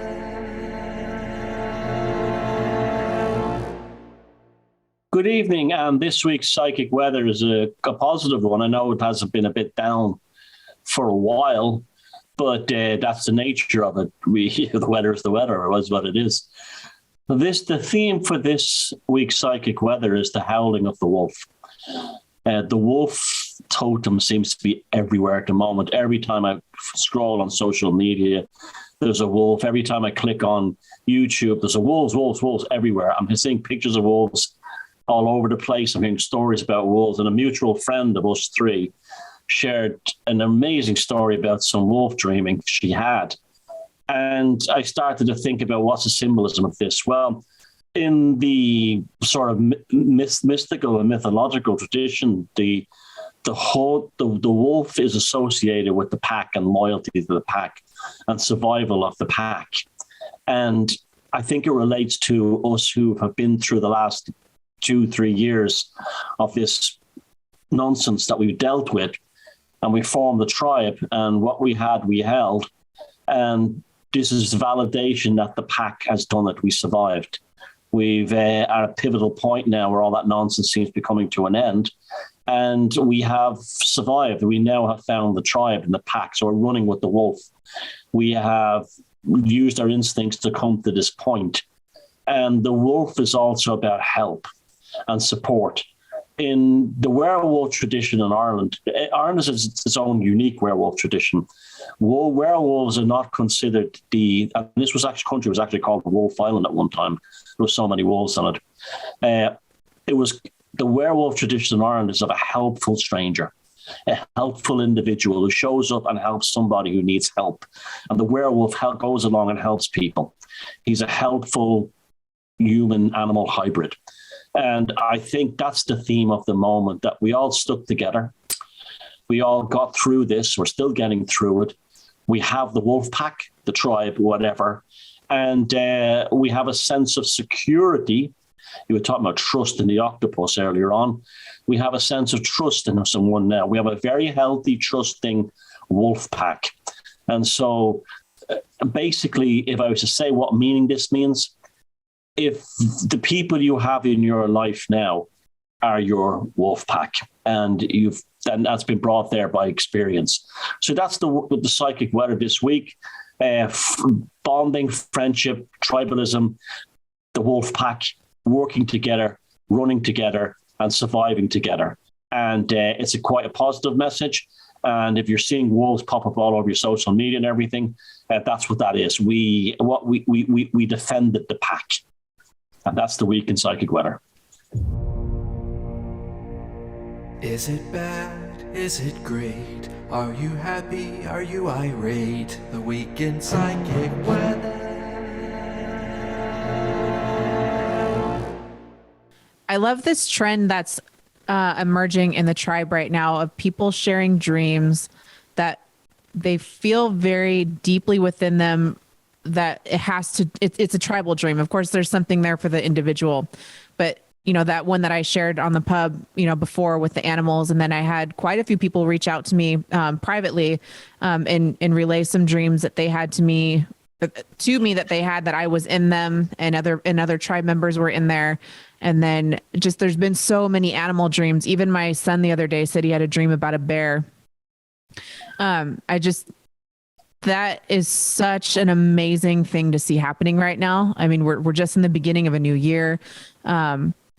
We've all seen so much shit going on, and just the pack thing. I love that. There's such a stream of consciousness that we're all sharing now, because we've, I'd say we've grown pretty close together, a lot of us. So yeah, keep sharing those dreams and write them down, or type them out like the other gal did. I don't want to say her name, and she published it publicly, so you can go see it. But write that stuff down and let us know about it, and it keeps us all going. And if you have any wolf experiences, tell us about them. If you go to the zoo and there's a wolf, or you go to the wild and there's a wolf, or just a wolf appears in an unusual place, tell us about it. Like a post. When I say an unusual place, I don't even mean a literal wolf. Like it could be, anywhere in the jungle, and there's a poster of a wolf on the side of a truck or something. Yeah. Jade, tell Jade I want to hear it. Yeah. Jade Timony says she would love to hear. Yeah. So send that on over. Yeah, and it's so interesting the way that that occurred when Timony had told that story and the virtual pub, and how that just kind of blew everyone's mind. It's kind of like Timony has become the high priestess of of the order now. She says no, but no, I kind of think so. She's got that kind of archetype within the tribe. It's kind of like the tribe has evolved into, I don't know, I don't want to call it a magical order, but it's like we've gone through many iterations and incarnations of the different groups on Facebook and the different social media platforms, and it's like things are really evolving now, and there's like a really, I don't know, there's a high magic about this group, and there's a lot of incredible people in here, and I think we've kind of settled onto a really great trajectory with this. I've been really enjoying the talks that we have on the virtual pub, bringing all of you on. And if anybody else wants to join in, I think we're going to be doing another one this Sunday with some kind of predetermined topics to change things up a little bit. So if any other new faces want to join us, yeah, Timony says, let's talk about dreams, bring some more esoteric stuff into the pub. So if you'd like to join us on the virtual pub this Sunday, I'm going to be making a Facebook event to put in the Beyond Room 313 group. And I sent out an invitation. May I be so bold as publicly to go along with Timothy's suggestion, and let's do the whole pub about dreams this Sunday as an experiment. Yes. Call it maybe the theme of the show, dreaming out loud, or something like that. I love that. And and I think that, so we'll have a theme. So that way people can start remembering dreams they had, go back to their dream journals, and we can, I think that's a great idea. I like the idea of a predetermined topic now and again. Yeah, so let's if you're all up for that, I think we should make this Sunday's one about dreams. Absolutely. Yeah, things are going on a nice evolutionary scale here with Beyond Room 313 and the tribe. I feel like this year has brought in a lot of renewed energy. And Thomas, your videos, like you seemed so bright and cheerful. You were so bright and cheerful in yesterday's video, which was really refreshing to see. The one that you did, that was yesterday, I think. And it's just things are going real nicely. I think my illness over I didn't have Christmas this year because I was so ill. And everything came out of me without being graphic, and I think it released a lot of toxins that were held in there for a long time, as well. That was psychic and physical, same thing really when you think about it. And I feel very young at the moment and youthful or something. And I got when I'm walking, I caught myself in the mirror today walking by it, and I was kind of bouncing and jumping by it, rather than just slobbering by it. And it was just like, oh, wow, there's definitely a new energy has come into me. And I think it was because of a release of toxins over the Christmas. Yeah. Yep. Yeah. You look younger and fresher, Thomas. You just look, skin looks great. Thank you. I feel it. Yeah. Yeah. Your hair looks all relaxed and everything. It's amazing how little things like that, like facial posture and everything. You can see just the smallest change. I don't have that thing, there that I had the last 2-3 years. Yeah. Yeah. Your chloroform. Yeah, drinking chlorophyll over here. I know people are probably thinking Timothy and I were drinking like alien black goo or something. No, we haven't been drinking the black goo of the Morgellians. It's chlorophyll or chloroform as we call it.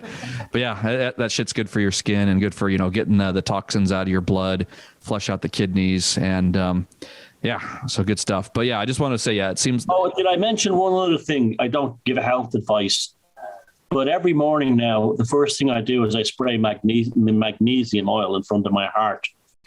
And that seems to wake me up better than 2 cappuccinos. Yeah. Yeah, we do the chlorophyll in the morning because it's a really good way, again, not health advice, but we take it to bring oxygen in. And it's like, I've been feeling great since I've been having that stuff. And again, the magnesium, ever since we did the symposium with Clive DeCarl, I've been taking magnesium in liquid form, the powder that you dissolve into water. And that stuff's been great for the nervous system. And yeah, so just, again, really great energy. I've been enjoying the conversations I've been having that people have been sending me in DMs, both on Facebook and Instagram with all the tribe members I've been talking to. So we're heading in a really good direction, and I really look forward to seeing everybody on this week's pub. Yeah. Yep. Don't be shy. We always welcome, everybody's always welcome. So don't be shy. It's a fun time. We have a good time. Okay.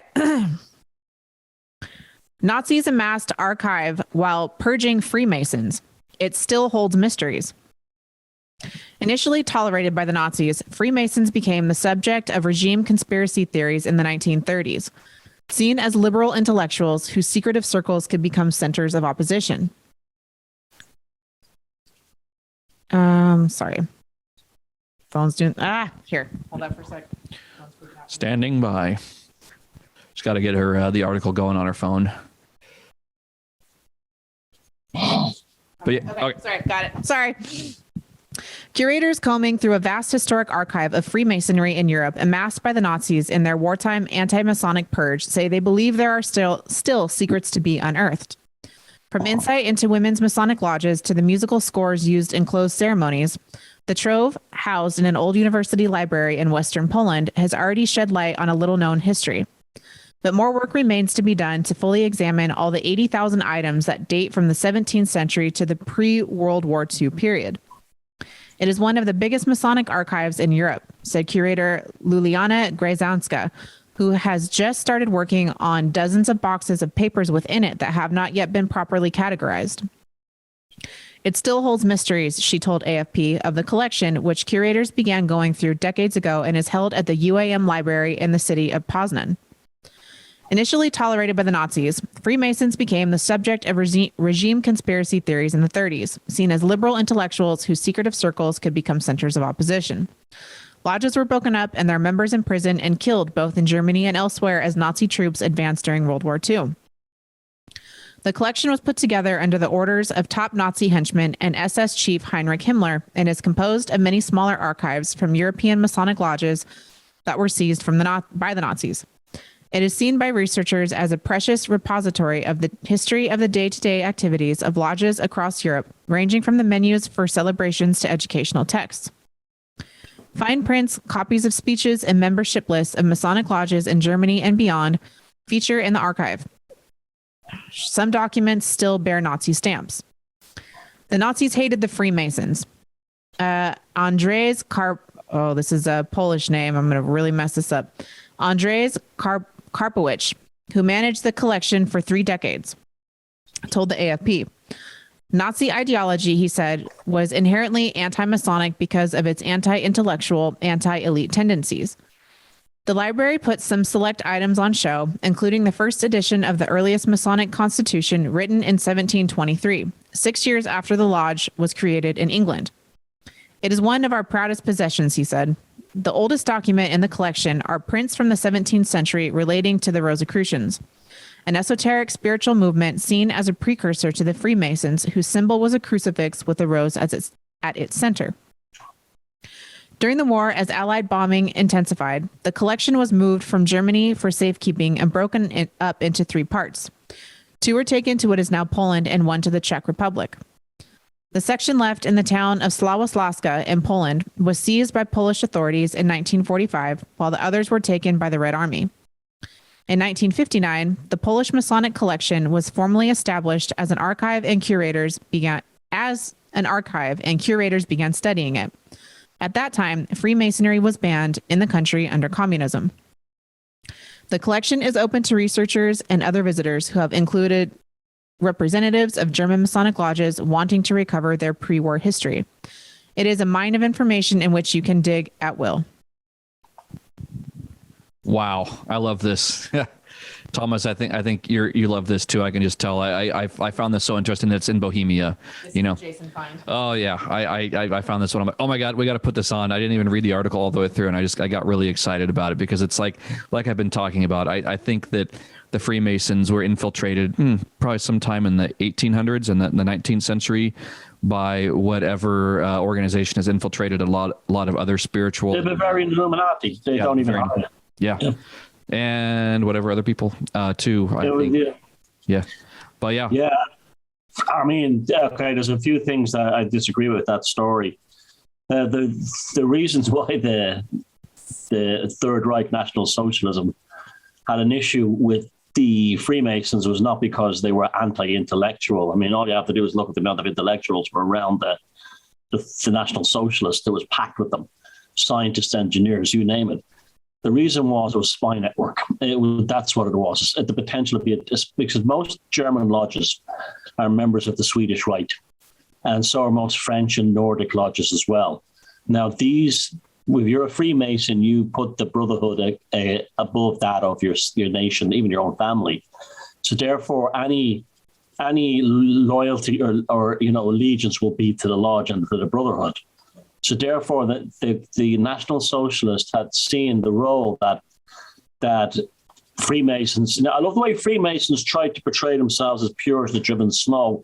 Recently, we had an event here in Ireland where the Freemasonic Lodge has a fire inside it, and they tried to make the main Freemasonic Lodge in Dublin, the Grand Lodge of Ireland, and they tried to make out that it was an arson attack by an anti-vaxxer. It's a pile of shit. A Christmas tree inside the lodge went on fire, and they made up a fake story for sympathy. So this whole thing of Masons being as pure as the driven snow is blown out of the water by how they behaved at the Grand Orient in Paris. And they were inciting revolutionary movements all over Europe. So the National Socialists said, well, here's a ready-made spy espionage network.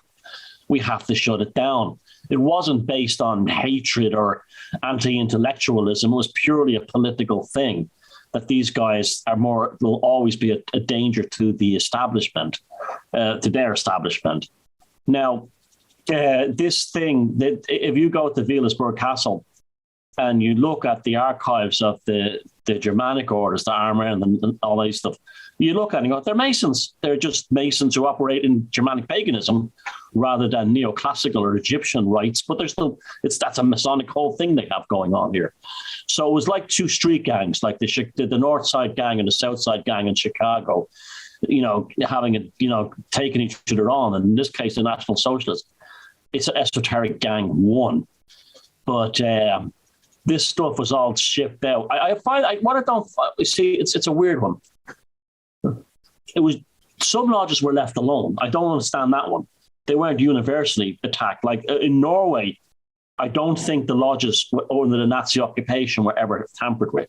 They were left alone. They may have been told to not have their meetings anymore, but they were not raided or closed down. Because I know someone who's a Mason in Stavanger in Norway, and he told me that they have an archive of books going back to the beginning of the lodge 200 years ago. So if the Nazis were raiding their place, they would have took all those books. So they have them. So they never touched them. And so it's a funny story, this one. Then the National Social, well, Heinrich Himmler in particular, you see, they used a whole lot of, esoteric stuff coming to power. But when they got the power, they said, okay, we're not going to be like this anymore. We're not going to pick on Catholics anymore like we were for years. We're not going to start picking on, and we're not esoteric. We're a Presbyterian, predominantly Lutheran, atheistic-y order who doesn't interfere in other people's religious or spiritual lives. And that's what they stated on the surface, but we all know behind the scenes what Kimber and Carl Vennegut and the rest of them are all up to. It was unbelievable, the stuff that went down. And it's interesting about Bohemia, again, you bring it up, Jason, because that's also where Kimber's library was found a few years ago as well, his esoteric library. But you know where the majority of the National Socialist, quote unquote, occult stuff is? It's in the Library of Congress in the United States. It was all found in a crypt in Nuremberg near the end of the war by the 1st Army Airborne Division.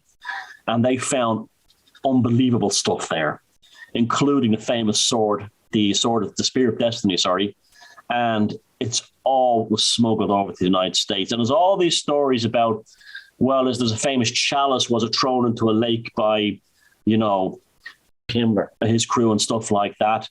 And I'll tell you something else.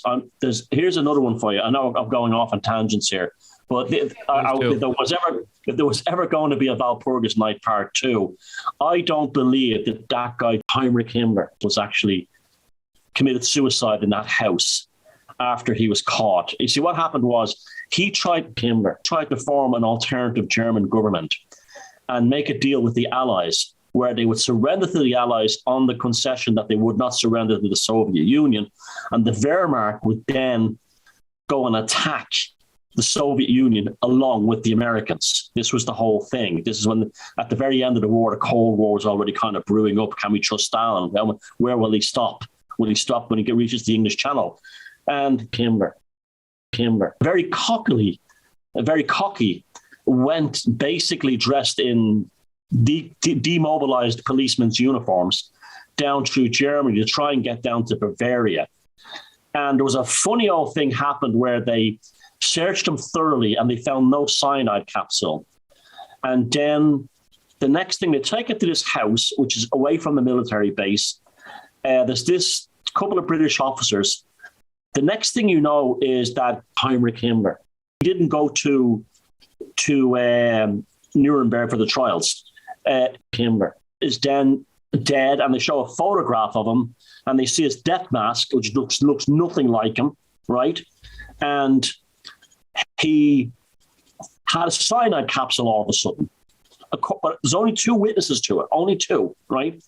And they had they'd been hung over them. They were hung over from all drinking together. Witnesses said that Himmler was with these 2 British officers in a very relaxed and cordial, even giggly kind of way. They got drunk together. And then the next morning, Himmler was found dead, apparently a suicide, right? I don't believe that was Himmler.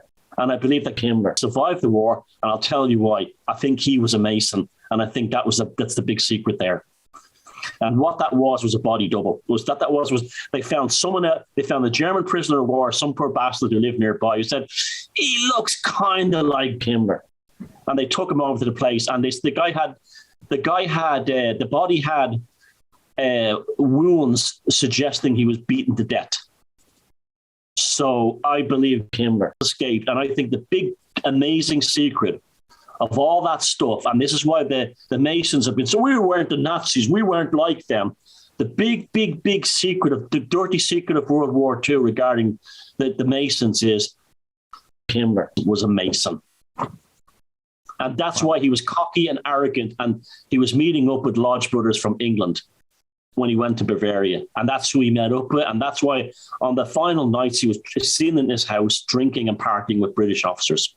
They were planning to get a body double and he probably survived the war just like, Martin Bormann did.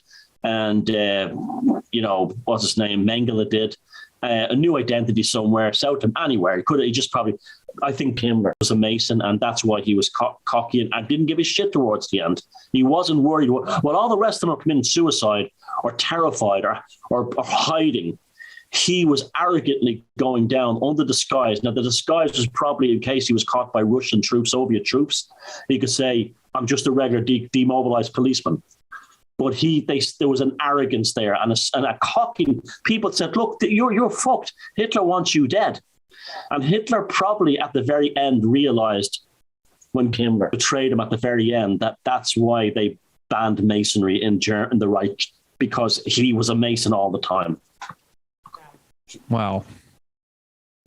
That's fascinating, Thomas, and I absolutely think Valpurgis Night Volume 2 is a thing that needs to be published or made into a film or a series of films. I'd be going towards film because I prefer that more, but nowadays. But yeah. I do. My theory, that was my theory. To get a world exclusive here was that I was going to expose Himmler as a Mason. Wow. Well, and anything you've heard from after World War II about how the Nazis went after the Masons is a big, huge cover story because it makes no sense. Lots of lodges were left alone. It depended on the lodge. And they were shut down. And this whole thing, they killed thousands of members. Show me the proof, please. Show me the proof. They just said you can't. You know, why? Because they didn't have to. A lot of these Masons went and joined National Socialism. Wow. So yeah, that still seems to me like intuitively thinking that the Freemasons were once something and then they turned into something else at one point. And if you were saying it was the Bavarian Illuminati that came along in the 19th century, but I still think the Prussians, the same part of the world. Yeah. And Martin Bormann was constantly warning Hitler about him. He said, "I don't know why you trust Heinrich Himmler so much." And sorry, I made a mistake. It's Heinrich Himmler. I'm sorry, I made a mistake. I meant Heinrich Himmler. I'm the brain freeze. Take everything I said to this point and replace Joseph Goebbels with Heinrich Himmler. Joseph Goebbels committed suicide with his wife Magda and the kids. Sorry. Heinrich Himmler. And Martin Bormann from the very beginning said, "Don't trust Heinrich Himmler." Okay. I don't know why I mixed those two names up. Maybe Goebbels was one too. I don't know. Yeah. But it was Heinrich Himmler. Sorry. So yeah, the real Black Lodge, the real Black Brotherhood. And I don't believe that was Himmler's body in that house. I don't believe it. Wow. So again, it's just what I think. I mean, the story, the commentary that was in the story about why is bullshit. But I think whatever this is fascinating to show that there was something pre 19th century about Freemasonry. Like they mentioned the musical scores and everything. And like I said, there's something within Mozart, within That was pre-Bavarian Illuminati when it really was quite a beautiful thing. Right, and that's what I imagine. Any relics of that were put into these caches, so that only the agreed upon establishment version of craft Freemasonry or whatever it is would be what's in those lodges, and that's why maybe your buddy over there, said, well, their lodge was never touched because it was only the agreed upon thing, and the same thing has happened in other spiritual groups that I'm aware of, where the original founders' information went underground and then the new church version of it went up with, a different altered version of it, so that the public would never get, the real meat of it. It would never be effective, because the same kind of thing, if there was a spiritual practice that could actually undermine the control that the establishment has over the individual, that stuff can't be out there. So it would be hidden and obfuscated and horribly curtailed, so that technology would never be used. And I would imagine that was a lot of what was there within the original Freemasonry about, reincarnation and about things like that. It's just, I feel like I have some sort of past incarnation connection to that old school Freemasonry, but I've almost joined the Freemasons, I think 3 times now, twice when I was in the military and once, when I was out, and it never felt right. Nope. Mozart's letters to his friends about Freemasonry are the most remarkable things you'll read. Yeah. Him saying, he no longer fears death.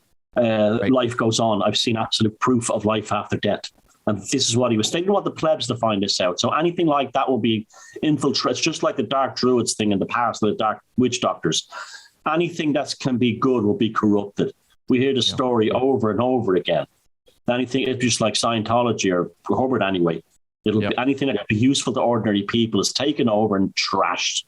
Yeah. So that was the spiritual group I was referring to as the Church of Scientology versus L. Ron Hubbard's, our friend Ron Hubbard, that was Jack Parsons' best friend, that he had something after that he received a big, if you want to call it, download after doing the Babylon working, where he received map of the human psyche. We'll just call it that, the way that the Kabbalah is a map of the human psyche for the Abrahamic mind.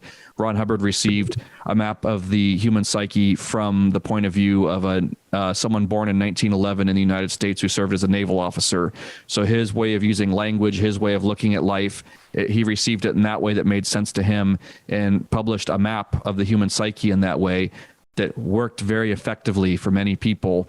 And when those same group of people who, if they went by the Bavarian Illuminati, if they go by the Order of Jesuits, whoever it is, the Black Brotherhood that Crowley talks about, infiltrated the Dianetics Institute, I want to say prior to 1950, and are now the ones who are in charge of the Church of Scientology, which has a rendered ineffective version of Ron Hubbard's original technology, is what he called it. It's magic. Hubbard created a form of magic that, to help you take out the trash within your mind, so to speak, and be able to be a more effective being that can reincarnate over and over and over again. It's, all the stuff that gets put out there about by the Netflix type of people and all that. It's the same people that bring us the propaganda. So something to look at. It's like these people who say all history is bullshit. It's all it's not. Most history is true, except some history has been edited. Right. Think of the history that we get, the official history, as the director's cut. Yeah, I like that. Yeah. It's not all bullshit, but the details are left in and out. And one of the biggest things that I think is the director's cut is we're not being told the true story of the Third Reich's relationship with Masonry. As this article that Timothy read out even felt that way. It felt like it was like, what? Okay, what's he really saying? What's he really? He's probably a Mason who wrote it himself. Yeah. Right. And then I think the connection, going back to what we were originally talking about, I want to say there's a connection to Atlantean technology with the beginnings of Rosicrucianism, Freemasonry, some of the stuff within the Golden Dawn within Thelema. We have a film coming out soon about Roberto Calvi, and after you watch that, not only will you be very skeptical about masonry, but you'll also never trust them again, considering how they operate and who they work on behalf of. Yeah. All right. I love when you go off on these tangents. These are the well, not a tangent, but you extrapolate on it. These are the types of conversations where I sit down, I shut up, and I keep my eyes up because I learned so much. Well, thank you for that. But it was Heinrich Himmler. Actually, we'll fix this up. I'll talk to you, Jason, when this is over. Fixing this head up. Yeah. Himmler. Okay. It's Himmler. We'll fucking do it. We'll do it. Yeah. It's done. I'll do it if you don't want to do it. We'll do it. Yeah, we got it. He's going to do it. Okay. Mysterious pentagram on Google Maps explained. Conspiracy theorists start your engines. On the windblown steppes of Central Asia, in an isolated corner of Kazakhstan, there's a large pentagram etched into the Earth's surface. And now an archaeologist has revealed the source of the mysterious structure. The five-pointed star surrounded by a circle, located on the southern shore of the Upper Tobol Reservoir, shows up vividly on Google Maps. There are almost no other signs of human habitation in the area. The closest settlement is the city of Lysychovsk, about 12 miles or 20 kilometers to the east. The region surrounding Lysychovsk is riddled with ancient archaeological ruins. Bronze Age settlements, cemeteries, and burial grounds, many of which have yet to be explored, dot the windswept landscape. What is the bizarre symbol measuring roughly 1,200 feet in diameter doing on the side of a desolate lake in northern Kazakhstan? Naturally, many online comments have already linked the site with devil worship, nefarious religious sects, or denizens of the underworld. It certainly doesn't help that, upon zooming into the center of the pentagram, viewers will see two places highlighted by previous visitors to Google Maps. One spot is called Adam, the other Lucifer, a name often linked to Satan. Blah, blah, blah. The pentagram is an ancient symbol used by many non-satanic cultures and religious groups. It has been adopted by the Mesopotamians, Pythagoreans, follows of Pythagoras, the ancient Greek mathematician, Christians, Freemasons, and Wiccans. The Kazakh pentagram certainly isn't the first odd discovery gleaned from Google Maps. Etched into the desert floor of New Mexico are two large diamonds surrounded by a pair of overlapping circles. Did you get that? Oh. Okay. This is reportedly the site of a hidden bunker belonging to the Church of Scientology, according to the author of a book on the religious group. Deep in the Gobi Desert, viewers of Google Maps can find a Yagi antenna array, a device that looks like a giant piece of cracked glass but is used for atmospheric research. And in a remote corner of Nevada, there's an enormous KFC advertisement featuring the smiling face of Colonel Sanders.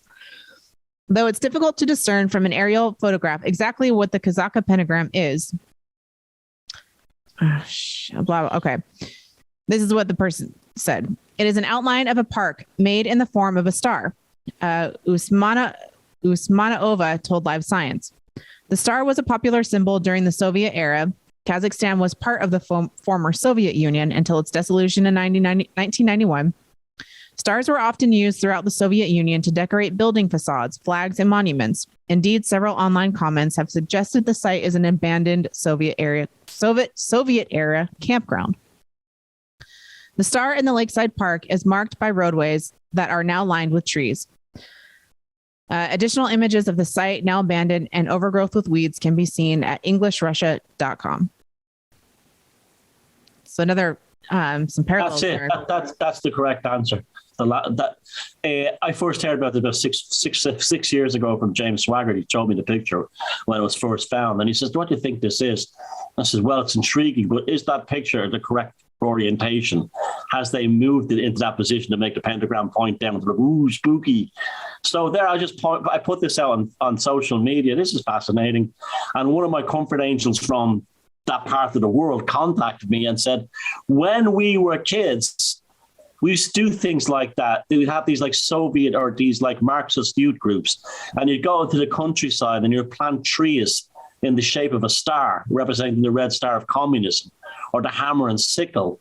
And she says, anyone who's grown up in a communist country will recognize that was probably done by Boy Scouts or kids in some communist youth group, and they carved the star on the ground so it could be seen from space by a satellite. And this happens at all these totalitarian groups. Like, remember, like the Third Reich used to get the kids to plant trees in the shape of a Nazi swastika. And so, like, to this day, in Bavarian forests and stuff, someone's flying over and they see a huge swastika that was planted in 1936 at Sixes, something like that. So I think that the last one is the true one, that it was some kind of propaganda thing by kids to draw it, and it was probably said like our glorious spacemen in space will see it, because that's also the part of the Soviet Union where they launched the rockets from, because it's easier to launch a rocket into space the closer you are to the equator. That's why they launched them from Cape Canaveral and not from Maine, and that's why they launched them from the European Space Agency doesn't even launch them from Europe. They launched them from French Guiana because Svetlana, she is, if I'm reading that right, she's from Kazakhstan. Is that right, Svetlana? If you want to confirm that, she said yes. Svetlana, you are right, Thomas. Yeah. Yeah, Svetlana is from. Yeah, she's from there, but she's my new friend. I've been older. This a friend 6 years ago. And no, I know. That's a real synchronicity, because Svetlana contacted me the other day and told me all about, you should investigate Kazakhstan because it's so full of mystery and things like that.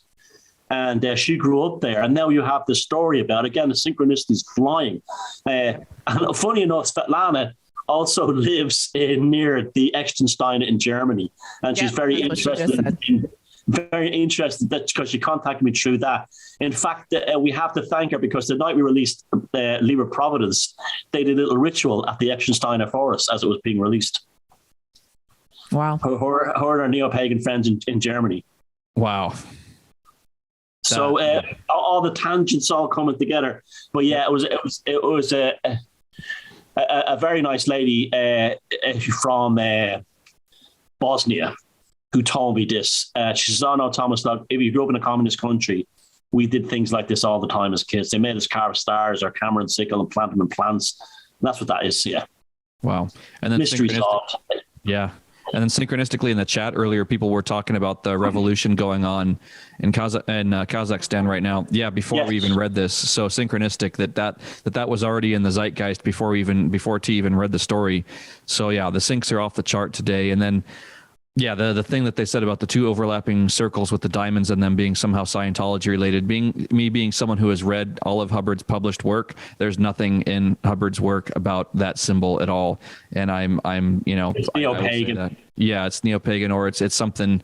I know it pisses me off when I see these wicked memes saying the Celtic this or the Celtic year, and they have a pentagram or something. It's like, oh, feck off. And Right. I saw her one this week claiming she was a Celtic pagan, and she was talking about Azrael and Michael and Lilith, and I'm like, go away. Yeah. Yeah. Yeah.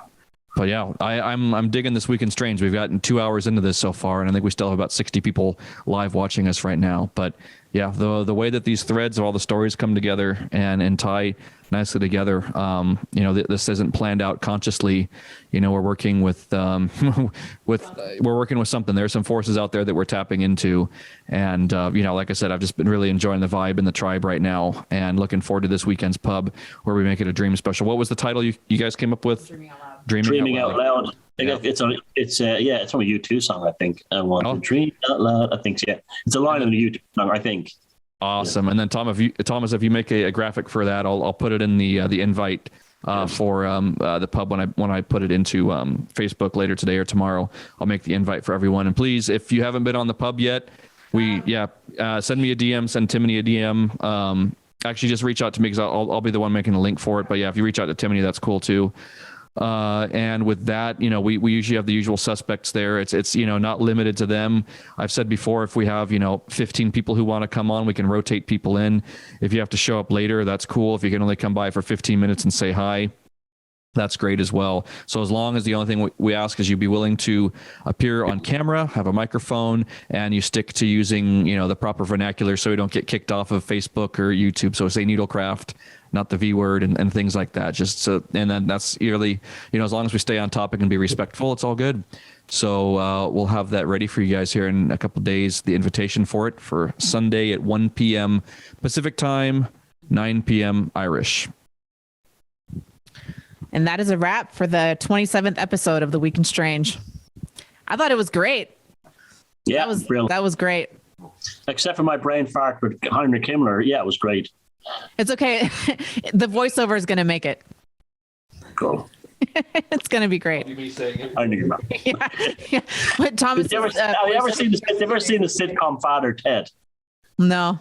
It's a fantastic Irish sitcom from the 90s, and there's one scene where he's talking to, it's kind of like farcical, kind of absurdist humor, and he's talking to a Mexican priest, and the Mexican priest has like dark glasses on, and he's talking in English into Father Ted, but his mouth is moving like he's in Spanish. So they're in Ireland, they're in the same room. So it's like in real life he's transformed into a bad dubbing. It's a fantastic sitcom. It's probably the greatest sitcom ever made. I haven't seen it. Nice. On YouTube or something, maybe? Yeah, or what's the other one? Vimeo.